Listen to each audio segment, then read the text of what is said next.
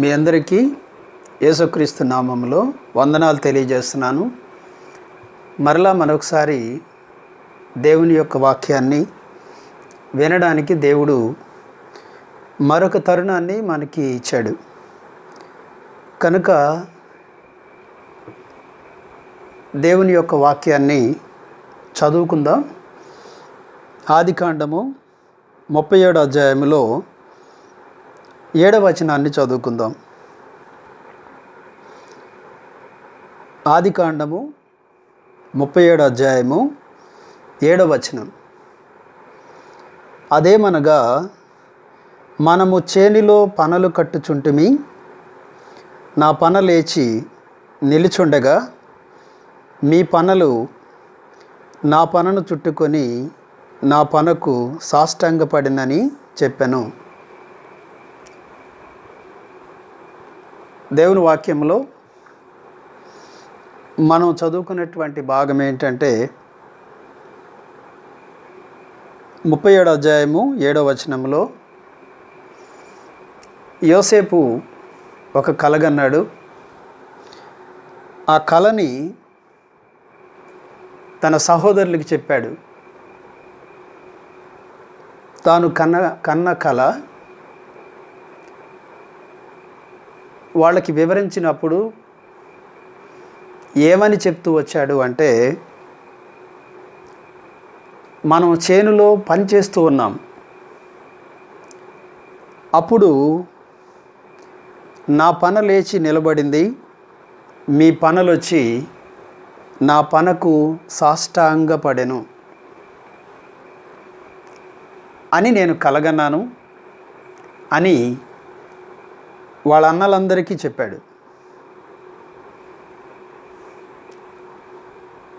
ఈ కళ యొక్క భావం వాళ్ళ అన్నయ్యలు ఏమని అర్థం చేసుకున్నారు అంటే, మేము వచ్చి నీకు సాష్టాంగ పడతామా, అలాంటి కళను నువ్వు కన్నావా అని చెప్పని వాళ్ళు యోసేపుని ప్రశ్నించారు. కానీ యోసేపు ఆ మాట చెప్పినప్పుడు తన మాటల్లో ఒక స్పష్టత కనిపించింది. అదేంటంటే, దేవుడు తన జీవితంలో ఏమి చేయబోతున్నాడో అనే విషయాన్ని, ఏమి తన జీవితంలో జరగబోతుందో దేవుడు తనకి ముందుగానే చూపించినట్లుగా యోసేపు ఆ కళ యొక్క భావాన్ని అర్థం చేసుకున్నట్లుగా మనకు కనిపిస్తాడు. వాళ్ళ అన్నయ్యలు అది విన్నప్పుడు సహజంగానే వాళ్ళకి కోపం వస్తుందని అర్థం చేసుకోవచ్చు. కానీ వాళ్ళ దగ్గరికి వెళ్ళి ఈ విషయాన్ని చెప్పాడు. నిజంగానే వాళ్ళ కోపం వచ్చింది. కానీ ఇక్కడ యోసేపు చెప్పినటువంటి ఈ కళ యొక్క ఉద్దేశము యోసేపు జీవితంలో ఎలా నెరవేర్చబడుతూ వచ్చిందనే దాన్నే మనం ఈరోజు వర్తమానంగా విందాం. కళ యొక్క భావాన్ని వివరించటంలో యోసేపుకి దేవుడు మంచి జ్ఞానాన్ని ఇచ్చాడని మనకి తెలుసు బైబిల్లో చూసినప్పుడు. ఎందుకంటే 2 సందర్భాల్లో యోసేపు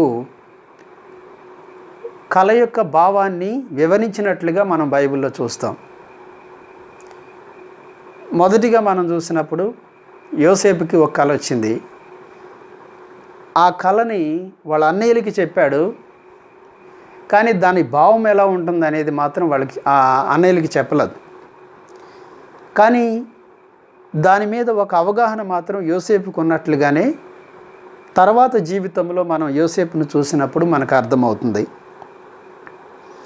అయితే రెండవసారి ఎక్కడ చూసాం మనం, ఆ భక్ష్యకారుల అధిపతి, పానదాయకుల అధిపతి కూడా కలలు కంటారు. వాళ్ళు కన్న కళ భావాన్ని కూడా యోసేపు వాళ్ళిద్దరికీ తెలియజేస్తాడు. అలాగే చివరిగా మనం చూసినప్పుడు ఫరో కూడా కలగంటాడు.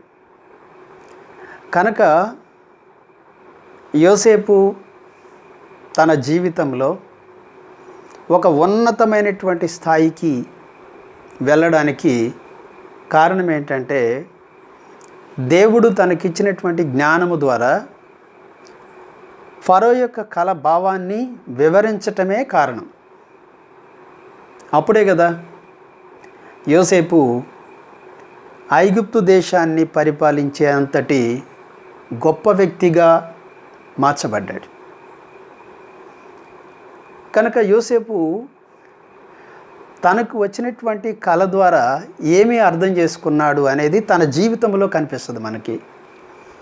మనం జాగ్రత్తగా గమనించినట్లయితే యోసేపు ఎలా తన జీవితంలో ముందుకు వెళ్ళాడు, దేన్ని ఆధారం చేసుకుని ముందుకు వెళ్ళాడు. ఏమని చెప్పాడు? చేనిలో మనము పనులు కట్టుచుంటిమి, అంటే మనం పనిచేస్తూ ఉన్నాము. అప్పుడు ఏం జరిగింది అంటే నా పన లేచి నిలబడింది, మీ పనులు వచ్చి నాకు సాష్టాంగపడెను. కనుక దేవుడు మనతో మాట్లాడడానికి అనేక సందర్భాల ద్వారా దేవుడు ప్రయత్నం చేస్తాడు. అయితే మనము ఆ విషయాన్ని అర్థం చేసుకోవటానికి ప్రయత్నము చెయ్యము. దేవుని యందు విశ్వాసం ఉంచిన తర్వాత మనం మన ఉద్దేశానుకూలంగా నడవటం కాదు, కానీ దేవునికి మన పట్ల ఒక ఉద్దేశం ఉంది అనే విషయాన్ని మొట్టమొదటిగా మనం గుర్తుపెట్టుకోవాలి. మన పట్ల దేవునికి ఒక ఉద్దేశం ఉంది కనుక ఆ ఉద్దేశము ఏంటి అనేది మనకి తెలియాలి అంటే దాన్ని దేవుడే మనకు తెలియచేయాలి, లేకపోతే మనకు అర్థం కాదు. అలా అర్థం చేసుకునేటువంటి, లేకపోతే దేవుడు నా పట్ల ఆయనకున్నటువంటి ఉద్దేశము ఏంటి అనే దాన్ని మనం అర్థం చేసుకునేటట్లుగా దేవుడు మనతో మాట్లాడడానికి ప్రయత్నం చేస్తాడు. అయితే మన అంతరంగంలో దేవుడు నా పట్ల ఉన్నటువంటి ఉద్దేశాన్ని ఎలా తెలియజేస్తున్నాడు, నేను ఎలా తెలుసుకుంటాను అనేటువంటి ఆశను బట్టి మనము ఆయన మన పట్ల ఉన్నటువంటి ఉద్దేశాన్ని అర్థం చేసుకోగలుగుతాం. కనుక యోసేపు అర్థం చేసుకున్నాడు. మొట్టమొదటిగా యోసేపు కలగన్నాడు. ఆ కళని చాలా ఉత్సాహంగా వాళ్ళ అన్నయ్యలకి తెలియజేశాడు, చాలా సంతోషంగా తెలియజేశాడు.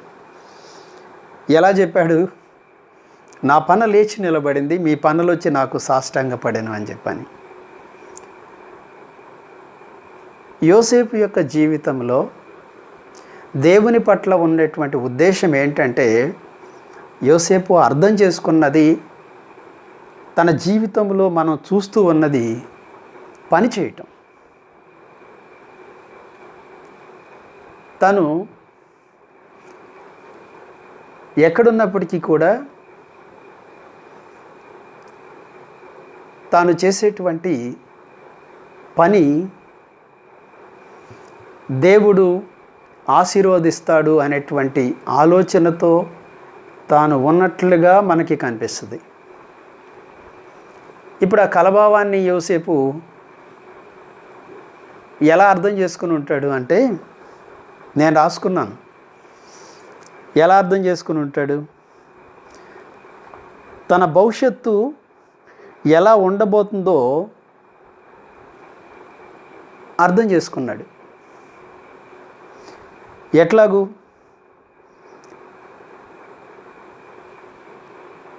దేవుడు తాను కన్న కళ ద్వారా దేవుడు తనకు తెలియజేసినటువంటి ఉద్దేశము ద్వారా, నేను చేసేటువంటి పని ద్వారా ఎక్కడ ఏ పని చేసినప్పటికీ కూడా అందులో జయాన్ని పొందుతూ నేను ముందుకు వెళ్ళిపోతాను అని అర్థం చేసుకున్నట్లుగా మనకి ఇక్కడ కనిపిస్తుంది. అంటే తన తర్వాత జీవితంలో తను పనిచేస్తూనే ఉన్నాడు. వాళ్ళ అన్నల దగ్గరికి వచ్చి చెప్పిన విషయాన్ని బట్టి ఏమర్థమైందంటే, నేను మీరు కలిసి పనిచేస్తాము, కానీ నా పని ఆశీర్వదించబడుతుంది, దేవుడు నేను చేసేటువంటి పనిని ఆశీర్వదిస్తాడు. మీరు పని చేస్తారు, కానీ మీ పనిలో మీరు జయాన్ని పొందలేరు. చివరికి ఏం చేస్తారు అంటే, నేను నా పనిలో నేను విజయం సాధిస్తూ ముందుకు వెళితే, మీరు మీ పనిలో ఓడిపోతూ నేను సాధించినటువంటి విజయము దగ్గరికి వచ్చి నాకు నమస్కారము చేసేవాళ్ళుగా మీరుంటారు అని ఆ కళ యొక్క భావాన్ని యోసేపు అర్థం చేసుకున్నట్లుగా తన తర్వాత జీవితంలో మనకి స్పష్టంగా కనపడుద్ది. కొంచెం కొత్తగా ఉంది కదా పని చేయటం గురించి. యోసేపు జీవితంలో పని చేయటం ద్వారానే ఆయన పరిస్థితుల్ని జయించాడు, అన్ని పరిస్థితుల్ని జయించాడు. మొట్టమొదటిగా వాళ్ళ నాన్న చెప్పాడు, యాకోబు మీ అన్నయ్యలకి అన్నం తీసుకొని వెళ్ళు, వాళ్ళకి ఆహారం తీసుకొని వెళ్ళు అని చెప్పి అన్నప్పుడు వెళ్ళాడు. అదే కదా తన ఆత్మీయ జీవితంలో తాను తండ్రి మాట విని అన్నయ్యలకి ఆహారం తీసుకుని వెళ్ళి వెదుగుతూ వాళ్ళని కలిశాడు. అదే కదా యోసేపు జీవితంలో ఎన్నో విజయాలు సాధించటానికి మొదటి స్టెప్ అది, ఎన్నో జయాలు పొందడానికి. కానీ అక్కడికి వెళ్ళినప్పుడు దూరంగా వాళ్ళ అన్నయ్యలు చూసి ఏమనుకున్నారంటే, ఇదిగో కలలు గనేవాడు వస్తున్నాడు, వీడిని ఏం చేద్దాము అంటే భూమి మీద లేకుండా చేద్దాం, అప్పుడు వీడి కన్న కలలు ఏమవుతాయో చూద్దాము అని చెప్పని అనుకున్నారు. నిజంగానే వాళ్ళు అనుకున్న పని చేశారు, చేద్దాం అనుకున్నారు. కానీ అందరికంటే పెద్దవాడైనటువంటి రూబేన్ వచ్చేసి అతన్ని చంపకుండా ఆ గోతిలో పడద్రోయండి అని చెప్పాడు. కనుక యోసేపు జీవితంలో తాను దేవునిలో దేవుని సహాయముతో ఎన్నో జయాలు పొందడానికి మొదటి స్టెప్లో తను ఎదుర్కొన్నది ఏంటంటే, మనుషుల యొక్క ద్వేషాన్ని ఎదుర్కొన్నాడు, మనుషుల యొక్క కోపాన్ని ఎదుర్కొన్నాడు. వాళ్ళు కోపంతో ఏం చేశారు అంటే, అతని కలల్ని కళ్ళలుగా చేద్దాము అని చెప్పని అనుకున్నారు. అనుకుని గోతిలో తోశారు. అదే కదా యోసేపు ఐగుప్తు సింహాసనానికి వెళ్ళడానికి మొదటి మెట్టు అది. ఏమైంది? వాళ్ళ అన్నయ్యల కంటే గోతిలో ఎక్కడో కిందకి వెళ్ళిపోయాడు కదా. ఎలా ఉంటుంది? సహజంగా ఏమనిపిస్తుంది? ఏంటి ఇలా జరిగింది? దేవుడేంటి నాకు కలలో అలా చూపించాడు, కానీ ఇప్పుడు నేను వీళ్ళ చేతుల్లో ఏమీ చేయబడబోతున్నాను అనేటువంటి మనసు లేకపోతే ఆలోచన మనకు వస్తుంది. అయితే వాళ్ళు ఏం చేశారు? తర్వాత యూదా వచ్చాడు, ఒక పని చేద్దాము, ఇతన్ని అమ్మేద్దాము అని చెప్పాడు. ఒక ఆలోచన. అమ్మేశారు, ఐగుప్తు దేశానికి వెళ్ళిపోయాడు. కనుక మొదటి మెట్టులోనే యోసేపుకి దేవుడు చూపించినటువంటి దర్శనములో తాను ఏమి కాబోతున్నాడో తెలియజేసినటువంటి ఆ దర్శనానికి వ్యతిరేకంగా జరుగుతూ వచ్చింది తన జీవితం. పరిస్థితులు అలా వచ్చాయి. కనుక ఎంత కంగారు వస్తుంది, ఎంత నిరాశ వస్తుంది, ఎంత భయం వస్తుంది మనకి. ఇదేంటి, ఎక్కడికో వెళ్ళిపోతున్నాను నేను అని. చాలామార్లు దేవుడు మన పట్ల కలిగి ఉన్నటువంటి ఉద్దేశం మన జీవితంలో నెరవేర్చబడటం కోసం మనమే కొన్ని ప్రయత్నాలు చేసే వాళ్ళంగా ఉంటాం. దాని పర్యవసానం ఏమవుతుంది? అన్నిట్లో ఓటమే వస్తుంది, మనకి జయం రాదు. ఎందుకని? అన్నిటినీ మనకు అనుకూలంగా మలుచుకోవడానికి మనం ప్రయత్నం చేసినప్పుడు, ఎందుకు అంటే దేవుడు నాకు ఇది తెలియజేశాడు గనక నేను ఎలా అవ్వడానికి కావలసినటువంటి పరిస్థితుల్ని కల్పించుకోవాలి అని సహజంగానే ప్రయత్నం చేస్తాం. ఏం జరిగింది? దేవుని యొక్క ఉద్దేశము వేరుగా ఉంది, మన యొక్క ఆలోచన వేరుగా ఉంది. దేవుని ఉద్దేశ ప్రకారం యోసేపు ఎలా వెళ్ళాడు? ఏమాత్రము తను ఊహించిన దానికి, తను కన్న కలకి సంబంధం లేని విధంగా వేరే దేశానికి వెళ్ళిపోవడానికి అమ్మివేయబడ్డాడు. అలాంటి పరిస్థితుల్లో సహజంగానే ఎంత గొప్ప వ్యక్తికైనా నిరాశ కలుగుతుంది. కానీ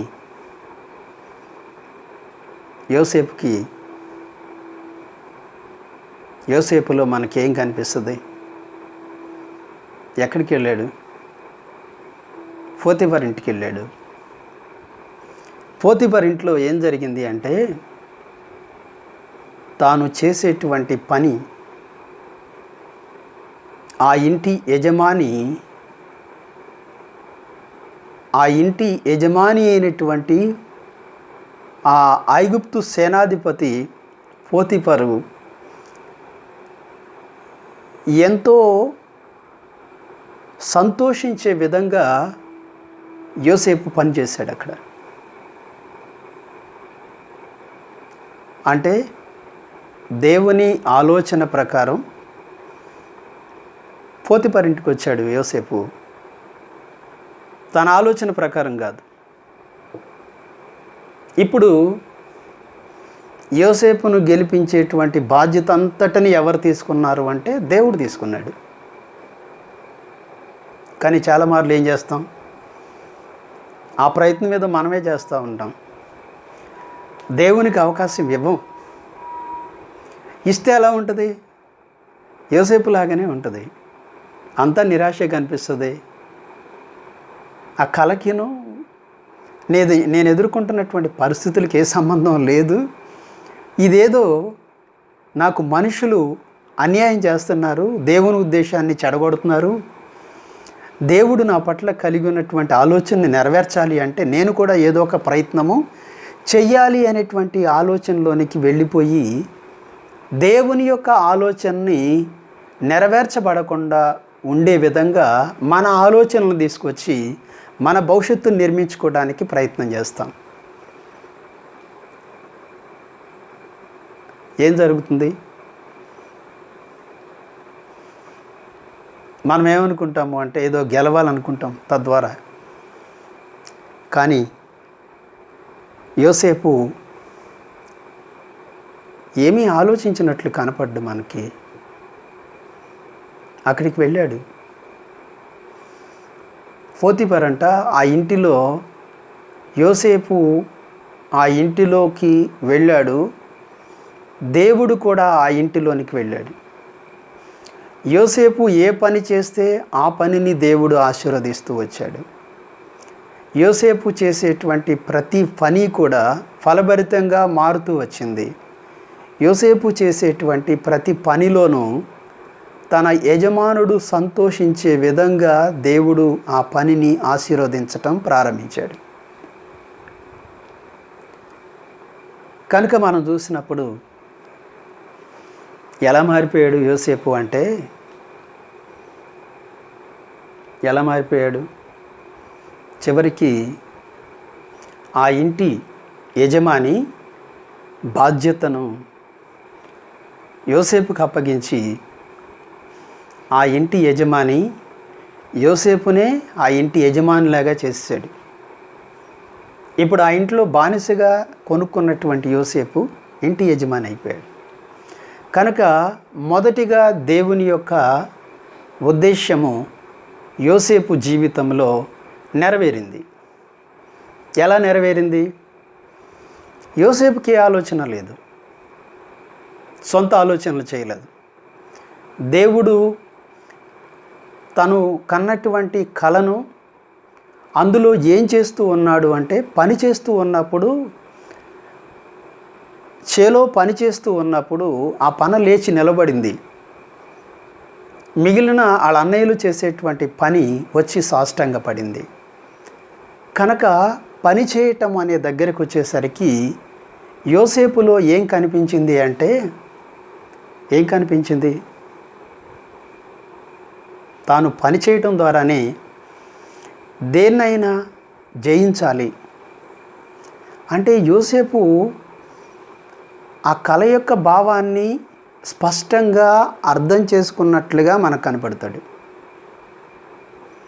స్పష్టంగా పని చేయటం ద్వారా, ఆ పని ఆశీర్వదించబడటం ద్వారా యోసేపు యొక్క భవిష్యత్తు దీవించబడుతుంది అనే విషయాన్ని గ్రహించిన వాడై తానేం చేస్తూ వచ్చాడంటే, ఎక్కడున్నప్పటికీ కూడా పని చేస్తూ అక్కడ ఉన్న పరిస్థితులన్నిటిలో కూడా గొప్ప జయాన్ని చూస్తూ ముందుకు వెళుతున్న వ్యక్తిగా యోసేపు మనకి స్పష్టంగా కనిపిస్తాడు. కనుక మొదటి మెట్టు యోసేపు చాలా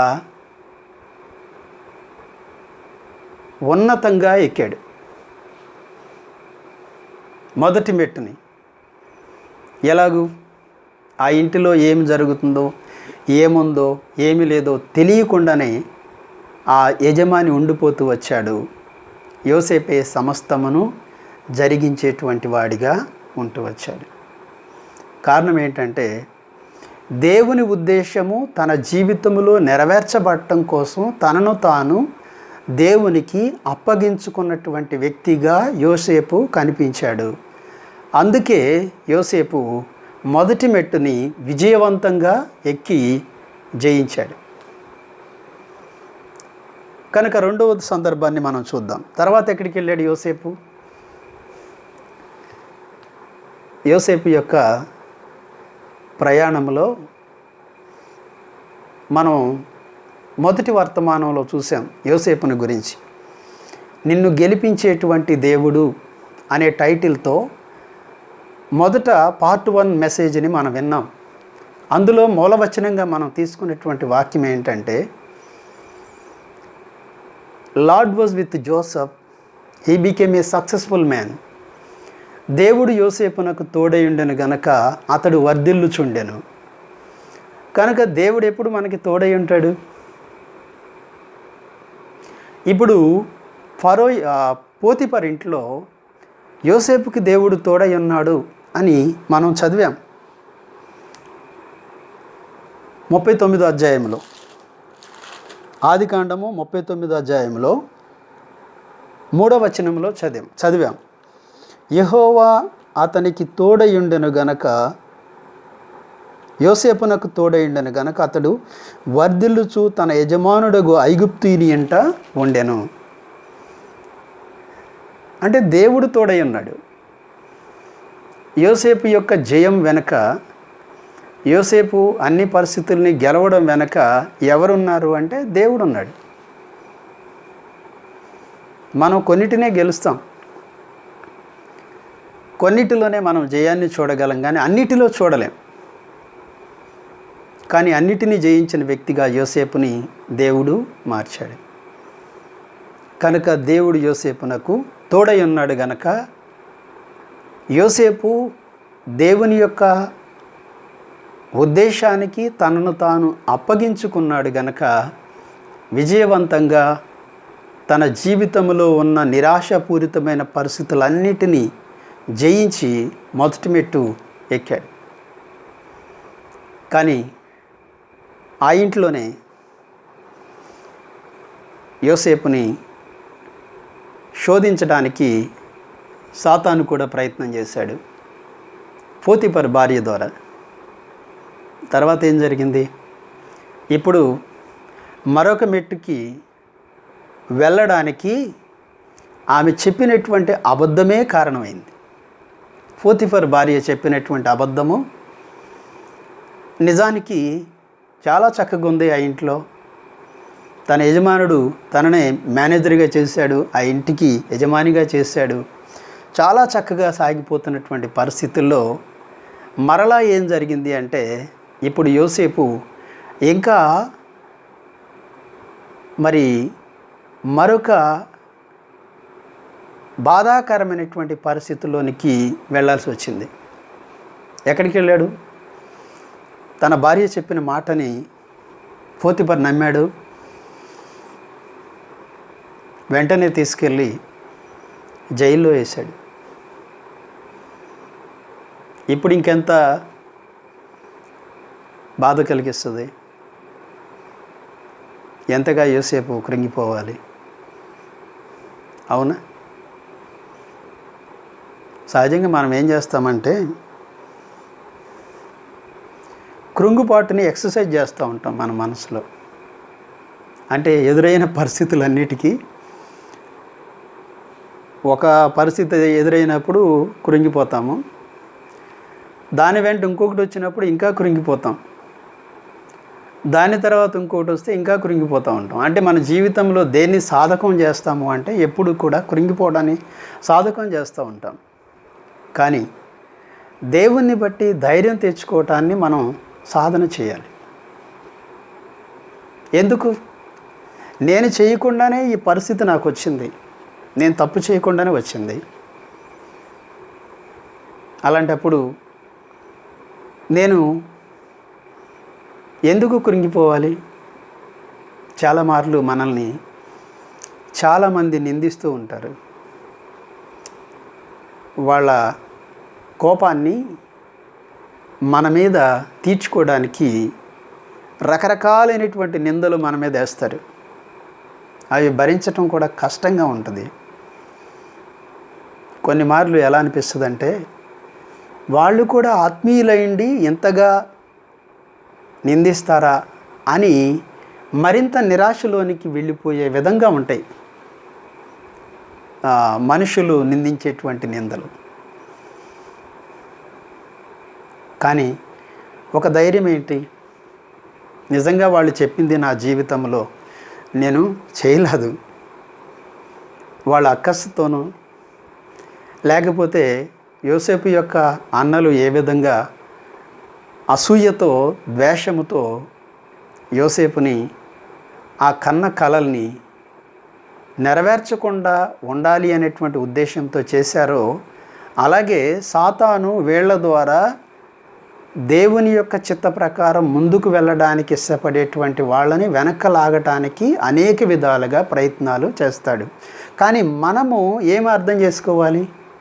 ఏమి అర్థం చేసుకున్నాము అంటే, నేను వాళ్ళు నిందించినటువంటి నిందల్లో, వాళ్ళు నా మీద మోపినటువంటి నిందల్లో దేన్ని కూడా జరగలాదు అని మనం అర్థం చేసుకున్నప్పుడు కృంగుబాటుని మనం సాధకం చెయ్యం.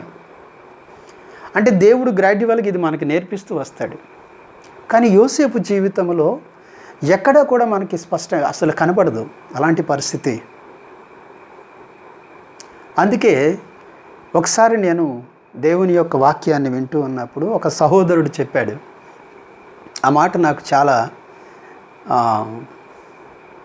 ఇష్టమైనటువంటి మాట. అది ఎలాగూ అంటే, తన జీవితంలో కూడా ఇబ్బందులు ఉన్నాయి, కష్టాలు ఉన్నాయి.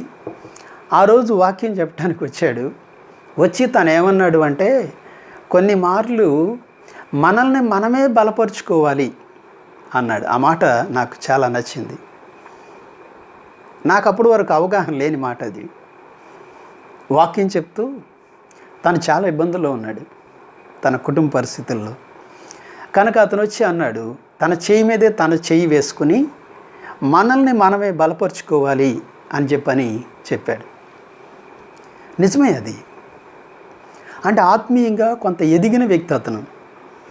అందుకే ఆ పరిస్థితుల్లో తను అలా చెప్పి నాలాంటి వాళ్ళకి ఇంకా అనేక మందికి ఎలా ఉండాలో దేవుడు తన సందేశాన్ని చెప్పడానికి ఆయన జీవితంలో జరిగినటువంటి సంఘటన ద్వారా బలపరిచాడు మమ్మల్ని. మనం దేవుని ఉద్దేశం ఏంటి అని చెప్పని మన జీవితం పట్ల ఆలోచన కలిగి ఉన్నప్పుడే ఇవన్నీ మనకు అర్థమవుతాయి. అలా కాకుండా దేవుని యొక్క ఉద్దేశం ఏంటి అనేది అస్సలు మనం పట్టించుకోకుండా ఏదో భూమి మీద ఒక గొప్పవాళ్ళము అయిపోవాలనేటువంటి తాపత్రయంతో జీవించేటువంటి మనకి ఏమి ఎదురవుతూ ఉంటుందంటే నిరాశ ఎదురవుతూ ఉంటుంది. కనుక యోసేపు సాతాను తనున్నటువంటి పరిస్థితులన్నిటి నుంచి ఎక్కడికి తీసుకొని వెళ్ళాడు? జైలుకి తీసుకొని వెళ్ళాడు. ఇప్పుడు జైల్లో యోసేపు ఎలా ఉన్నాడు? అక్కడ కూడా పని. అక్కడ ఏం చేశాడు?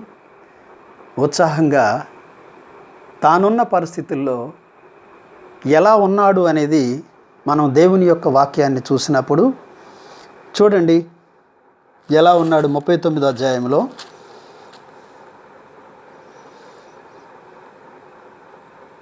21వ వచనం. దయచేసి బైబిల్తో కూడా మీరు ఈ వాక్యాన్ని ఫాలో అయితే మంచిది అనేది నా ఉద్దేశం. మీరు ఇంకా ఈజీగా దేవుని యొక్క వాక్యాన్ని అర్థం చేసుకోగలుగుతారు. కనుక 39వ అధ్యాయము 21వ వచనాన్ని మనం చూసినప్పుడు అక్కడ ఏమని రాయబడింది అంటే, అయితే యెహోవా యోసేపునకు తోడయుండి అతని యందు కనికిరపడి అతని మీద ఈ చెరసాల యొక్క అధిపతికి కటాక్షము కలుగునట్లుగా చేశాను. అంటే దేవుడు ఎప్పటిదాకా ఎక్కడ ఉన్నాడు? యోసేపు ఎక్కడ ఉంటే అక్కడే దేవుడు ఉన్నాడు అన్నమాట. ఎంత ఆశ్చర్యం! దేవుడు ఆయన అంత గొప్ప దేవుడై ఉండి తన ఉద్దేశాన్ని అంటే తన దేవుని యొక్క ఉద్దేశాన్ని నెరవేర్చడానికి తనను తాను అప్పగించుకున్న పాటుగా దేవుడు వెళ్ళాడు. అవునా? అందుకే మనం మొదటి మెసేజ్కి నేను ఈ టైటిల్ పెట్టింది. ఇప్పుడు ఈ రెండో మెసేజ్కి కూడా అదే టైటిల్ ఉంటుంది. ఏంటంటే నిన్ను గెలిపించేటువంటి దేవుడు పార్ట్ 2 అనేటువంటి మెసేజ్ ఇది. కనుక చివరి వరకు వినండి. మీకు ఒకవేళ వినడానికి ఇష్టమైతే ఈ ఛానల్ని సబ్స్క్రైబ్ చేసుకోండి. ఇవే కాదు, ఇంకా అనేకమైనటువంటి మెసేజెస్ దేవుడు కృప చూపిస్తే వస్తాయి. కనుక ఆత్మీయంగా బలపడటానికి దేవుడు మనతో ఎలా మాట్లాడతాడు? వాక్యం ద్వారానే కదా. కనుక ఆ వాక్యం వినడానికి మనం కొంత సమయాన్ని వెచ్చించటం మూలంగా మనకి ఆత్మ సంబంధంగా ఎంతో మేలు కలుగుతుంది. కానీ సమయాన్ని మనం దేవుని వాక్యం కంటే మిగిలిన వాటి మీద వెచ్చించటం మూలంగా మన అంతరంగంలో దేవుని యొక్క నడిపింపుని చూడలేం, దేవుని సహాయాన్ని పొందలేం. కనుక ఇక్కడ మనం చూసినప్పుడు జైలుకు కూడా యోసేపు పోతిఫర్ ఇంట్లో ఉంటే దేవుడు అక్కడ ఉన్నాడు. ఇప్పుడు జైలుకు వచ్చాడు, దేవుడు అక్కడికి వచ్చాడు. ఆ జైలు అధికారికి అంటే దేవుడు ఏం చేశాడు? యోసేపు తన జీవితంలో అన్ని విషయాల్లో తనను తాను దేవుని యొక్క ఉద్దేశానికి అప్పగించుకుని ముందుకు వెళుతూ ఉన్నాడు. గనక దేవుడు యోసేపు యొక్క బాధ్యత అంతటినీ స్వీకరించాడు. తన బాధ్యత అంతటినీ దేవుడే స్వీకరించాడు. తనకు ఎదురయ్యేటువంటి పరిస్థితులు అన్నిటిలో ఎలా ఉన్నాయి అవి? అన్నీ యోసేపుకు వ్యతిరేకంగా ఉన్నాయి. కానీ వాటన్నిటి విషయంలో దేవుడు ఏం చేస్తూ వచ్చాడంటే అతన్ని మరింత బలవంతునిగా చేస్తూ తనకు ఎదురైనటువంటి ప్రతి బాధాకరమైనటువంటి పరిస్థితిని ఒక మెట్టుగా చేసి ఆ మెట్టుకి నువ్వు ఎక్కు అనే విధంగా దేవుడు యోసేపుని నడిపించాడు. ఇప్పుడు రెండవ మెట్టు వచ్చింది. అదేంటంటే ఇప్పటిదాకా ఉన్నటువంటి సంతోషకరమైన పోతిఫర్ ఇంట్లో అన్ని మంచి పేరు వచ్చింది యోసేపుకి. కానీ ఇప్పుడు ఇంకేమైందంటే మరొక బాధాకరమైనటువంటి స్థితిలోనికి వెళ్ళిపోయాడు. కనుక ఏం జరిగింది అక్కడ? మళ్ళా యోసేపు తన దర్శనం ఏంటి దేవుడు చూపించింది కలలో? మనము చేనులో పని చేయుచున్నాము, నా పని లేచింది. నేను చేసే పని దేవుడు ఆశీర్వదిస్తాడు. మీరు చేసే పని, నేను చేసేటువంటి పని ద్వారా నేను జయిస్తూ ముందుకు వెళ్తాను. కానీ మీరు చేసే పని ద్వారా మీరు ఓడిపోయి ఏం చేస్తారంటే చివరికి నా యొక్క జయానికి మీరేం చేస్తారు? వచ్చి నమస్కారము చేస్తారు అనేటువంటి అవగాహన యోసేపు జీవితంలో ఉందన్నమాట. కనుక ఇక్కడ కూడా పనిచేశాడు. ఎలా పనిచేశాడు చూద్దామా? చూడండి, ఇక్కడ ఆదికాండము 39వ అధ్యాయంలో మనం చదువుకున్నాము. చెరసాల అధిపతికి ఆ చెరసాలలో ఉన్న ఖైదీలనందరినీ యోసేపు చేతికి అప్పగించాను. చెరసాల అధిపతి ఏం చేశాడు? ఇప్పుడు ఆ చెరసాల యొక్క అధికారి, ఆఫీసర్, ఇప్పుడు తాను చేయవలసినటువంటి బాధ్యతని యోసేపుకి అప్పగించాడు. ఎందుకని? దేవుడు యోసేపుకి తోడయుండెను గనక దేవుడు ఆ చెరసాల అధిపతికి యోసేపు యొక్క విషయము తెలిసినప్పుడు అతని మీద జాలి కలిగేటట్లుగా దేవుడు చేశాడు. కనుక ఇప్పుడు పోతిఫర్ ఇంట్లో బానిసగా ఉన్నవాడు యజమానిలాగా జీవించాడు. ఇప్పుడు జైలు అనేసరికి బాధాకరమైనటువంటిది. దాని గురించి ఆలోచించినప్పుడు చాలా కృంగుబాటు వచ్చేటువంటి పరిస్థితి అది. కానీ ఎలా ఉన్నాడు అంటే ఇక్కడికి వచ్చినప్పుడు ఎలా అయిపోయాడు? ఆ చెరసాల అధిపతి చేయవలసినటువంటి పనుల్ని తనే చేసేవాడిగా మారాడు. ఇప్పుడు ఆ ఆఫీసరే ఎవరు? ఆఫీసర్ చేయవలసిన పని ఎవరు చేస్తున్నారంటే యోసేపు చేస్తూ వచ్చాడు. అంటే అంత నమ్మకమైనటువంటి వాడిగా అక్కడ ఉంటూ వచ్చాడు. ఇప్పుడు ఒక పని అప్పగించబడింది. ఎలాంటి పని? ఇప్పుడు పోతిఫర్ ఇంట్లో పని చేశాడు, కానీ ఇక్కడికి వచ్చి పని చేయించేవాడిగా మారాడు. అదేగా మనం చదువుకుంది. చూడండి అక్కడ 22వ వచనంలో, చెరసాల అధిపతి ఆ చెరసాలలోనున్న ఖైదీలనందరినీ యోసేపు చేతికి అప్పగించను. వారక్కడ ఏమి చేశారో అదంతయు అతడే చేయించువాడు. అంటే యోసేపు ఇక్కడికి వచ్చినప్పుడు పని చేయించేటువంటి అధికారిగా మారాడు. అవునా?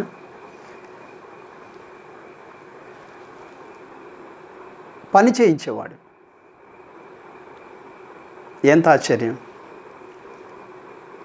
కారణం ఏంటంటే ఒక గొప్ప పాఠం మనం నేర్చుకోవాల్సినటువంటి ఒక అద్భుతమైనటువంటి సందేశం యోసేపు జీవితంలో మనకి కనిపిస్తుంది. జయ జీవితము జీవించాలి అనుకునేటువంటి విశ్వాసి యోసేపు జీవితాన్ని అర్థం చేసుకున్నప్పుడు ఏం కనిపిస్తాయి అంటే తన జీవితంలో దేవుడు చూపించినటువంటి దర్శనానికి వ్యతిరేకంగా ఎంతో లోతుకి వెళ్ళిపోయినట్లుగా కనిపిస్తాయి. కానీ అన్నిటిలో జయాన్ని దేవుడు యోసేపుకి అనుగ్రహిస్తూ వచ్చాడు. ఇదొకటే కాదు, అది మనం ఎలాంటి పరిస్థితులు ఉన్నప్పటికీ కూడా దేవుడు మనకి తోడై ఉన్నప్పుడు మన బాధ్యతను దేవుడు స్వీకరించడానికి మనల్ని మనం దేవుని చేతకు అప్పగించుకొని మన ప్రయత్నాలన్నిటినీ మనం స్టాప్ చేసినప్పుడు, మనం నిందించిన వారికి జవాబు చెప్పటానికి మనం కూడా వాళ్ళని నిందించకుండా ఉన్నప్పుడు ఆ బాధ్యతని దేవుడు స్వీకరించి అందులో ఉన్నటువంటి వాస్తవాన్ని లోకానికి తెలియచేయడానికి శక్తిమంతుడైనటువంటి దేవుడిగా మనకి దేవుడు కనిపిస్తాడు. కనుక ఇక్కడ చూడండి, ఇప్పుడు పనిచేసేవాడిగా మారిపోయాడు. నేను త్వరగా వాక్యాన్ని ముగించాలి కనుక ఇంకా కొంచెం ముందుకు వెళుతున్నాను. తర్వాత ఏం జరిగింది? మొదట పనివాడు, రెండవది పని చేయించేవాడిగా యోసేపు మారాడు. బికాజ్ ఆఫ్ దేవుడు యోసేపుకి తోడై ఉన్నాడు కనుక. మూడవ సందర్భం చూద్దాం. ఎక్కడికి వెళదాము అంటే మరి ఆదికాండము 41వ అధ్యాయం 33వ వచనంలో నాకు అనిపించింది, యోసేపు పానదాయకుల అధిపతి, ఈ జైల్లో ఉన్నప్పుడు పానదాయకుల అధిపతి, భక్ష్యకారుల అధిపతికి కలలు వచ్చినప్పుడు భావం చెప్తాడు. ఇక్కడ ఒక్క చోట నాకేం కనిపిస్తుంది అంటే, పానదాయకుల అధిపతికి చెప్తాడు, మరలా నువ్వు రాజుగారికి పానీయం అందించేవాడిగా మారుతావు, అయితే అప్పుడు నువ్వు అధికారంలోకి వెళ్ళినప్పుడు నన్ను జ్ఞాపకం చేసుకో, నేను ఇక్కడికి రావడానికి సైతం నేనే తప్పు చేయలేదు అని చెప్పటం ఒక్కటే నాకు ఇలా ఎందుకు చెప్పాడు అని అనిపించింది.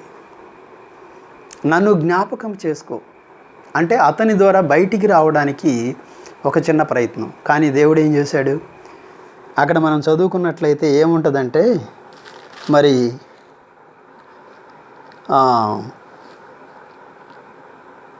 ఆదికాండంలోనే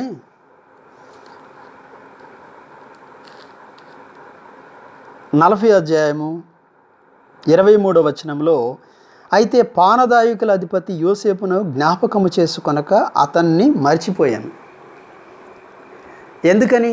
పానదాయకుల అధిపతి ద్వారా బయటికి రావాలనుకున్నాడు, కానీ దేవుడు ఏం చేశాడంటే దాన్ని మర్చిపోయేటట్లు చేశాడు. పానదాయకుల అధిపతి అంటే మళ్ళా ఉద్యోగం వచ్చిన తర్వాత యోసేపుని గురించి జ్ఞాపకం చేసుకోలేదు. యోసేపు ప్రయత్నం చేశాడు, కానీ దేవుడు ఏం చేశాడంటే పానదాయకుల అధిపతి ఆ సంగతిని మర్చిపోయేటట్లు చేశాడు. ఎందుకని? ఇప్పుడు నెక్స్ట్ స్టెప్ ఏది? ఐగుప్తు సింహాసనం కదా యోసేపుకి దేవుడు సిద్ధపరిచింది, అంతే కదా. కనుక ఆ సింహాసనం మీదకి వెళ్ళడానికి యోసేపు కొంచెము తప్పించుకోవడానికి పక్కకి వెళ్ళేటువంటి పరిస్థితి వచ్చినప్పుడు దేవుడు ఏం చేశాడంటే ఆ విషయాన్ని పానదాయకుల అధిపతి మర్చిపోయేటట్లు చేశాడు. మళ్ళీ ఎప్పుడు గుర్తొచ్చింది? ఫరో కలగన్నాడు. 41వ అధ్యాయంలో 33వ వచనంలో ఫరో కల వచ్చింది. ఆ కళ 2 సార్లు వచ్చింది కనుక ఆ కళ యొక్క భావాన్ని వివరించడానికి ఒక మనిషి కావాల్సి వచ్చాడు. అప్పుడు పానదాయకుల అధిపతికి యోసేపు గుర్తుకొచ్చాడు. అప్పుడు చెప్పాడు, అయ్యా నా తప్పిదాన్ని నేను జ్ఞాపకం చేసుకుంటున్నాను. నన్ను మీరు జైల్లో వేసినప్పుడు అక్కడ యోసేపు అనేటువంటి ఒక వ్యక్తి ఉన్నాడు, మేము కలగన్నాము, భక్ష్యకారుల అధిపతి నేను, ఆయన కరెక్ట్గా కలభావాన్ని వివరించాడు, ఆయన చెప్పినట్లుగానే మా ఇద్దరికి జరిగింది కనుక ఆయన్ని కనుక మీరు తీసుకొస్తే యోసేపు మీ కలభావాన్ని స్పష్టంగా చెప్పగలడు అని చెప్పని వెంటనే ఫరో పిలిపించాడు. కనుక 3వ స్టెప్ కదా, అన్నలు గోతులోనికి తోశారు, మొదటి స్టెప్పు. ఫరో ఇంటికి వెళ్ళాడు, 2వ స్టెప్పు. జైలుకి వెళ్ళాడు, 3వ స్టెప్పు. 4వ స్టెప్ ఎక్కడికి? యోసేపు ఐగుప్తు సింహాసనం మీద కదా. దేవుడు తన ఉద్దేశ ప్రకారం యోసేపుని నడిపిస్తూ వచ్చి చివరికి ఇక్కడ ఈ మెట్టు దగ్గరికి వచ్చినప్పుడు యోసేపు చిన్న ప్రయత్నం చేస్తే దేవుడు ఆపేశాడు. ఇప్పుడు ఎక్కడికి వెళ్ళాడు? ఐగుప్తు సింహాసనానికి వెళ్ళాడు. కలభావాన్ని వివరించినప్పుడు యోసేపు అన్నాడు, ఫరోకు ఒక సలహా చెప్పాడు.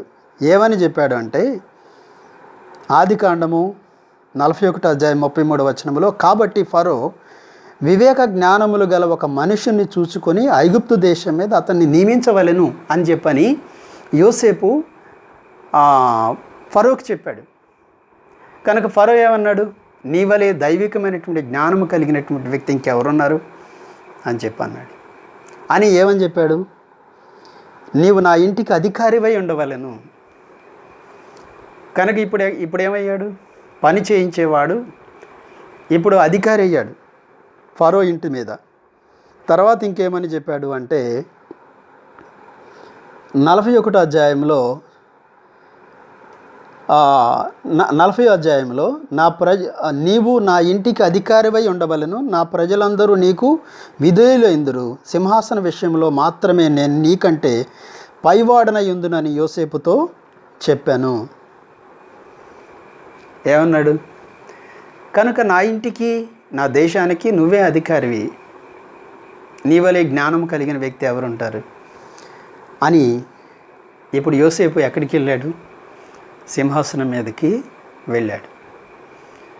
కనుక జీవితంలో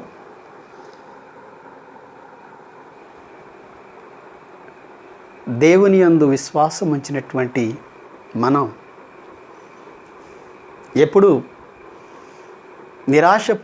పూరితమైన పరిస్థితుల్లో ఉండడానికి కారణం ఏంటంటే, మనం దేవుని యొక్క ఉద్దేశానికి మనల్ని మనం అప్పగించుకోం. పరిస్థితులు మనల్ని భయపెట్టినప్పుడు, పరిస్థితులు మనకి ఇబ్బందిగా మారినప్పుడు మనం ఏం చేస్తాము అంటే మన ప్రయత్నం చేస్తాం. కానీ దేవుడు మనకు ఒక బాధ్యతని ఈ లోకంలో అప్పగించాడు. ఆ బాధ్యతను ఎలా చేస్తున్నాం? మనుషులు చూస్తున్నారని చేస్తున్నామా, లేకపోతే దేవుడు చూస్తున్నాడని చేస్తున్నామా? ఇది కూడా దేవుడు మనకు అప్పగించిన పనే కదా అని అనుకుంటున్నామా? అనుకోవట్లేదా? అనుకోవాలి. దేవుడు నీకు ఇచ్చినటువంటి పని, ఆ పని నువ్వు ఎలా నెరవేరుస్తున్నావు? ఎప్పుడైనా ఆలోచించామా? మనుషులు చూస్తున్నారని కనుక మనం చేస్తే మనల్ని మనం మోసపుచ్చుకుంటూ దేవుణ్ణి కూడా మనం మోసపుచ్చుతున్న వాళ్ళం.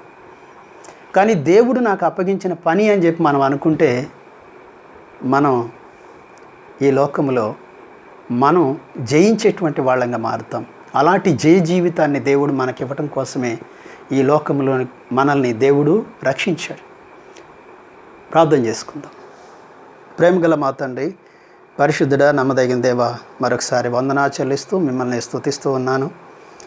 ఈ భూమి మీద మాకు కూడా ఒక పని అప్పగించావు ప్రభువా. ఆ పనిని మేము బహుశ్రద్ధతో, భయముతో నీవు చూస్తున్నావు, నీవు మమ్మల్ని దీవించే దేవుడవు, నీవే మాకు ఈ పని అప్పగించావనేటువంటి భయంతో పనిచేసే వాళ్ళంగా ఉండి నీ నామానికి మహిమ తెస్తూ ఈ లోకములో మా పరిస్థితులన్నింటినీ జయించే వాళ్ళంగా ఉండటానికి కృప దయచేయండి.